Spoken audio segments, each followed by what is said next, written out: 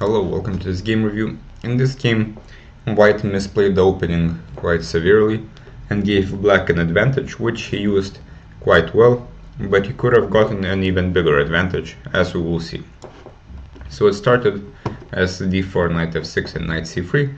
So this sort of signals that white wants to play the Jobava London or perhaps the Verasov opening. And here black almost always plays d5 to stop e4. Here black played e6, which is fine, but the problem is we're inviting the French defense. Here we will have to play d5, and after e5, if we're not a player of the French defense against e4, then perhaps this isn't the position for us. And so d5 is what I would recommend. Okay, e6, bishop f4, so white plays the London anyway, d5, knight b5. So this is one of the main ideas here. White wants to attack c7 and provoke a knight to a6, but after, for example, knight a6, e3, bishop e7, black can develop quite normally, kick the knight away, play c5 at some point, and black should be fine. This knight is always a bit misplaced, which is the reason white doesn't really have an advantage here. In the game, bishop d6 was played, which is fine as well, but maybe slightly worse, as this allows white to pick up the bishop pair, at least. But white takes with the bishop, and this now doesn't make sense for this knight, which is now misplaced. And after knight f3, black had a nice tactic that he could use, which is a pin, queen b6.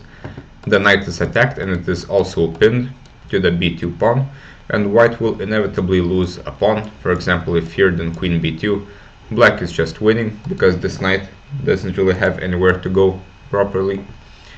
And otherwise, for example, a4, we can use this pin, attack the pinned piece, a6, and we will pick up the b2 pawn again, and black is close to winning again. But instead black castles quite quickly. We should always look at forcing moves. Queen a5 is also a move, but after knight c3 this isn't too effective, though knight e4 is a little bit dangerous for white. But castles is perhaps not the most accurate. Now white loses a whole move with h3. In general, we shouldn't make such moves when we play chess. Our aim in the opening should be to develop as quickly as possible. Here black also breaks an opening principle. He moves around with the same piece that is already developed.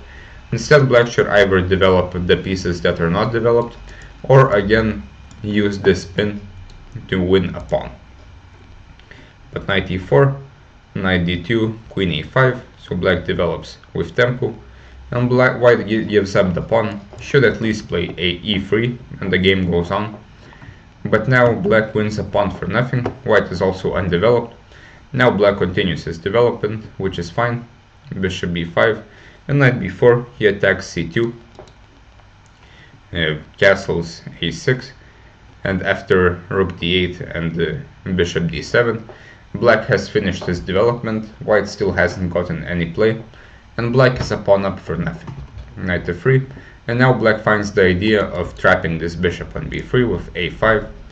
Here white's only move would be a3 to kick the knight away and also create a square for the bishop. But queen d2 is played, and now black nicely uses the fact that this bishop is trapped. First he avoids losing time and exchanges queens, and then importantly plays a4, and this basically wins a bishop. a3 is played, which sort of saves material, but after ab, and b2, this would still be winning for black, as this pawn is way too strong. And bishop b5 was played, which is fine as well.